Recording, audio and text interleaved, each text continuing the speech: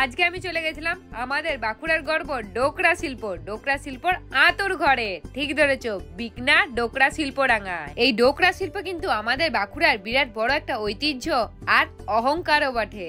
তাই তোমরা যারা বাঁকুড়াকে ভালোবাসো, ডোকরা শিল্পটাকে ভালোবাসো, অবশ্যই ভিডিওটাকে শেয়ার করে দিবে। আর শুনলাম নাকি এই বিকনা গ্রামের ডোকরা শিল্পকে আরো এগিয়ে নিয়ে যাওয়ার জন্য পশ্চিমবঙ্গ সরকার MSME and টি এর তরফ থেকে লোনের ব্যবস্থাও করে দিয়েছে।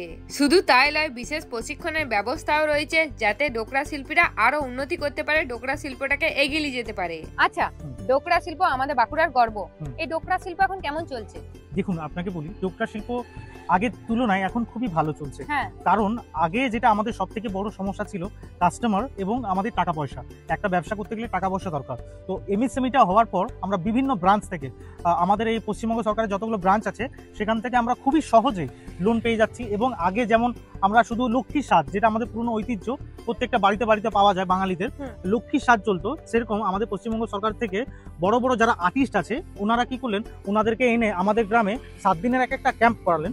সেখানে ওনারা আমাদেরকে বোঝালেন আমাদের ডিজাইনগুলো কিভাবে আরো আপডেট করতে। হ্যাঁ, তাতে কি হয়েছে, বর্তমানে এখন এই সময়ে ডোকরার চাহিদাটা অনেক বেড়েছে এবং প্রত্যেকটা বিয়ে বাড়িতে যেটা ঐতিহ্য পেতলের জিনিস দেওয়ার, সেগুলো দিয়ে দিচ্ছে। একদম একদম। আচ্ছা, চলুন তাহলে ঘুরে দেখি। হ্যাঁ, অবশ্যই অবশ্যই। তাইলে একদিন সময় করে চলে এসো আমাদের বাঁকুড়ার ডোকরা শিল্পডাঙ্গায়।